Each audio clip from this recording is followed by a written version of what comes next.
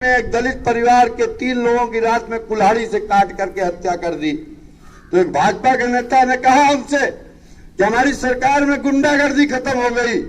तो हमने कहा कि कौशाम्बी की घटना आईएसआई के एजेंट पाकिस्तान से आके करके गए क्या? तो इनका ये भी भरोसा नहीं, कह सकते थे पाकिस्तान ने करा दिया। तो झूठ ये बोलते हैं। मोदी जी ने कहा था 15 लाख रुपया सबके खाते में जाएगा। बाद में अमित शाह जी ने कहा वो तो जुमला था। मोदी जी कहते हैं, योगी जी कहते हैं कि सस्ताई आ गई, एकदम जनता मग्न है, उसको कोई समस्या नहीं। जनता कितनी मुश्किल में है आप जानते हैं, हम जानते हैं। सरकार कहती है सबसे बड़ा झूठ कि पिछले साल कोरोना में हमको याद है इटकोली के भी कई लोग बीमार पड़े थे और कई लोगों के लिए फैजान भाई ने तमाम लोगों ने फोन भी किया था कि जो लोग कोरोना के समय में बगैर हो जाए इसके लिए तमाम कोशिशें की जाती। और हमारे खिलाफ कोई बोल दे, अनर्गल बात बोल दे तो सारा चैनल टेलीविजन चलाने लगता है। लेकिन एक गरीब आदमी बगैर ऑक्सीजन के मर जाता है अस्पताल में, वो खबर कहीं नहीं चलती। उसकी वजह कभी सोची आपने? ये चैनल किसके पैसे से चल रहे हैं? जावेद भाई बुरा मत मानिएगा मेरी बात। ये चैनल किसके पैसे से चल रहे हैं?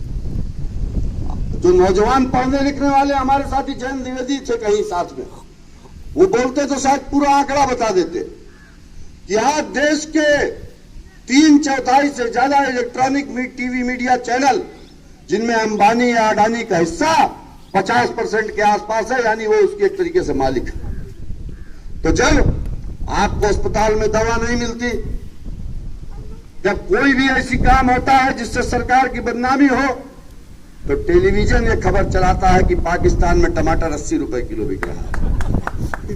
ये नहीं चलाता कि भारत में सरसों का तेल 250 रुपए लीटर बिक रहा है, लेकिन पाकिस्तान में टमाटर 80 रुपए किलो बिक रहा है। इमरान खान चौथी शादी करने जा रहे हैं और इमरान खान की चौथी शादी से उनकी पहली बीवी नाराज हो गई है। ये खबर चलती है चैनल में। ये काम है चैनल का। चैनल का काम है सच्चाई को दिखाना, जनता की को सूचना देने का काम है।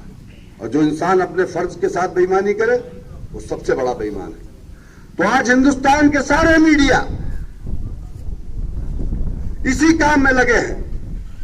ये मीडिया की दुकानें चल रही हैं, या तो विज्ञापन चाहिए और विज्ञापन नहीं तो अपने खिलाफ खबर ले लो, और जो बाकी और बड़े लेवल के हैं वो अंबानी और अडानी के पैसे से सरकार की दलाली करने का काम कर रहे हैं।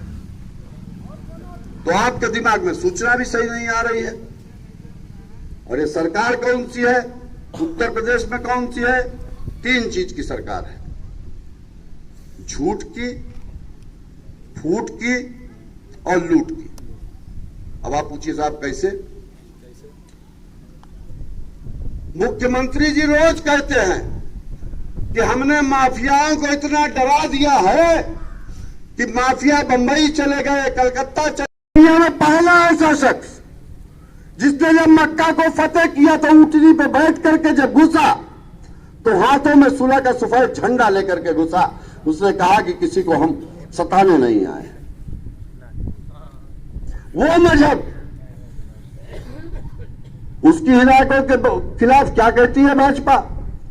भाजपा का कहना है, इस्लाम का कहना है और वही समाजवाद की विचारधारा का भी कहना है कि अपनी मां के पेट से पैदा होने वाला हर इंसान, वो चाहे रुपए से कितना भी बड़ा हो, जायदाद से कितना भी बड़ा हो, लेकिन हर इंसान का इस जमीन पर हक एक बराबर है। चाहे गरीब हो, चाहे अमीर हो, चाहे ब्राह्मण हो, चाहे ठाकुर हो, चाहे हरिजन हो, किसी भी जात का हो, किसी भी मजहब का हो। और ये मजहब और जात अल्लाह पाक ने नहीं दे करके भेजा, भगवान ने दे करके नहीं भेजा। उनको दे करके भेजना होता तो आपके खून का रंग हरा कर देते, हमारे खून का रंग गेरुआ कर देते, लेकिन नहीं किया उन्होंने। इसको हमने आपने बनाया, और बनाया उसके पीछे भी कुछ फायदा रहा होगा।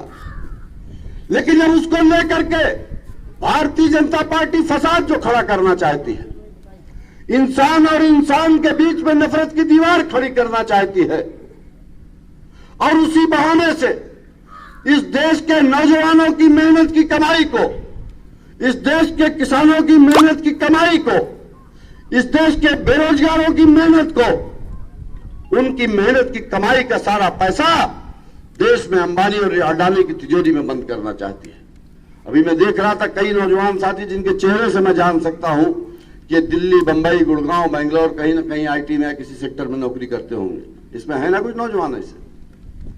आप सोच करके देखिए कि कोरोना के दौरान कितने नौजवान अपने घर वापस आए और दोबारा नौकरी नहीं मिली, और अगर मिली भी तो सैलरी कम कर दी गई, पैकेज कम कर दिया गया, बहुत से लोगों के काम धंधे बंद हो गया।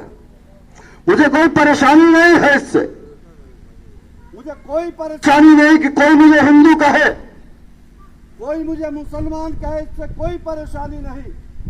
परेशानी उस दिन हमको होगी जब कोई कहेगा कि अनूप संडा अच्छा इंसान नहीं बचा, उस दिन हमको परेशानी होगी। मैं हिंदू बनना चाहता हूं, मैं मुसलमान बनना चाहता हूं, लेकिन एक अच्छा इंसान जरूर बनना चाहता हूं। और जिस दिन मुझे कोई कह देगा कि आप अच्छे इंसान नहीं हो, उस दिन जरूर अपने बारे में सोचूंगा। हमारे पास हम 10 साल विधायक रहे, और हो सकता है इटखोली के विकास में कुछ कमी भी रह गई हो, लेकिन मजहबी कामों के लिए भी मुझे याद है कि उस मजार एक है, उसकी सड़क के लिए लोग गए थे, ट्रांसफार्मर भी दिया था। उस मजार की सड़क के लिए एक बार लोग गए थे और मैंने उसको करवाने का काम किया था। आपके यहां जो इटखोली से ही सड़क जाती है, जो जाकर के निकलती है उधर सिलवाड़ा की तरफ, उस सड़क पे मेरे ख्याल में मेरे कार्यकाल के पहले 15-20 साल से मरम्मत नहीं हुई थी। वो सड़क बची ही नहीं थी, सिर्फ कंकड़ बचा था, उसका मरम्मत हुआ था। और जब कभी कोई चला गया तो बादब, क्योंकि हमारे बाप ने हमको बचपन में सिखाया था, वो बचपन में कहा करते थे कि हमारे स्कूल में हमको लिखाया जाता था, हमको जो मौलवी पढ़ाते थे वो लिखाते थे कि बादब बानसीब और बेअदब बेनसीब, कि अगर बादब रहोगे तो तुम्हारा नसीब ऊंचा होगा, अगर बेअदब होगे तो फिर नसीब तुम्हारा खराब होगा। तो हमने उनकी हिदायत को पालन करने की कोशिश की है। हमारे पास सुल्तानपुर के वो लोग आए, वो साथी आए जो मुहर्रम के महीने में ताजिया निकालते हैं। और सुल्तानपुर में आप जानते हैं कि करबला का कितना बड़ा विवाद कितने दिनों से खड़ा हुआ था। साल में 364 दिन उस जगह पर गाय और भैंस चढ़ते थे, और एक दिन जब मुहर्रम आता था तो हिंदू कहता था कि यहां सीता जी ने अपना खाना बनाया था, सीता जी ने रसोई बनाई थी, और मुसलमान कहता था कि हमारे करबला की जगह है। हमारे पास करबला कमेटी के लोग आए, उन्होंने कहा कि परेशानी आती है। मैंने जिलाधिकारी से बात करके उसको 18 लाख रुपए से उसकी बाउंड्री कराने का काम किया। और उससे भी बड़ी बात यह है कि जब 2017 के चुनाव में आज जो उत्तर प्रदेश के मुख्यमंत्री हैं, जब सुल्तानपुर में प्रचार करने आए तो उन्होंने अपने भाषण में मेरे खिलाफ जो सबसे ज्यादा बड़ी बात कही हिंदुओं को भड़काने के लिए कि कहा कि सुल्तानपुर का विधायक तो पूरी निधि उठा करके करबला बनवाने के लिए दे देता है, ये शमशान और कब्रिस्तान वाला नेता है, करबला वाला नेता है, ये हिंदुओं का नेता नहीं है। और क्या हुआ वो भी आप जानते हैं।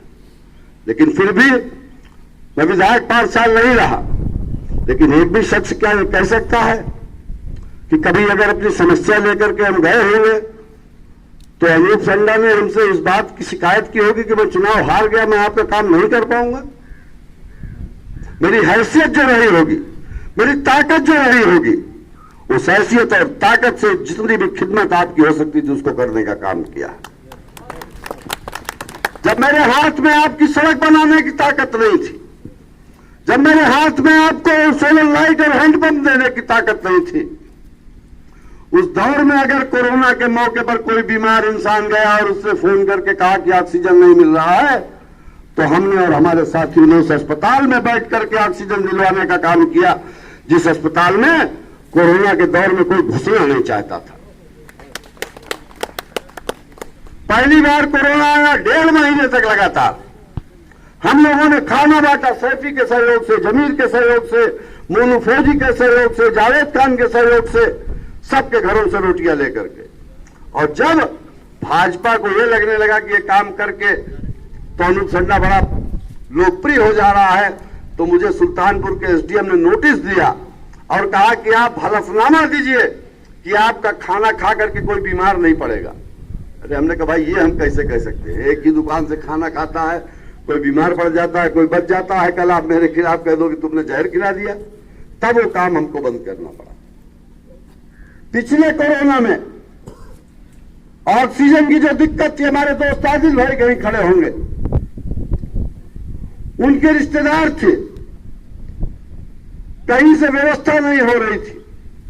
हम लोगों ने अस्पताल में जाकर के सीएमएस से कहा कि या तो व्यवस्था कीजिए, नहीं तो यही हम लोग बैठे हैं जब तक आप व्यवस्था नहीं करेंगे। अंत में मजबूरी में उनको व्यवस्था करनी पड़ी। और इससे ज्यादा एक इंसान क्या कर सकता है। अब दूसरी बात हम आपको कहने की कोशिश करते हैं, यह तो बात हमारी हो गई। समाजवादी पार्टी और भारतीय जनता पार्टी या बहुजन समाज पार्टी। भारतीय जनता पार्टी वो पार्टी जो मजहब इस्लाम की जितनी भी हिदायतें हैं उनको न मानने वाली। मजहब इस्लाम की हिदायतें क्या है? हुजूर पाक ने क्या फरमाया कि अमन से रहो, भाईचारे से रहो, राजा और रंग बराबर हो जब इबादत की जगह पे जाएं। एक ही सफ में खड़े हो गए महमूद ओयास, ना कोई बंदा रहा और ना कोई बंदा रहा। किसी के दिल में उतर जाए मेरी बात।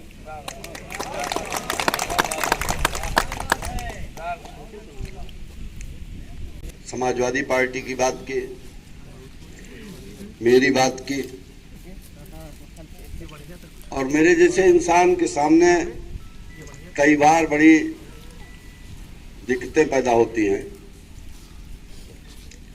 क्योंकि आज दुनिया में लोग जो मजहब का और धर्म का मतलब लगाने लगे हैं, उसका मतलब बाहरी दिखावों से लगाने लगे हैं। आज अच्छा हिंदू वो है जो मुसलमान से नफरत करे। जब से भाजपा का चलन आया है तो अच्छा हिंदू वो है जो मुसलमान से नफरत करे,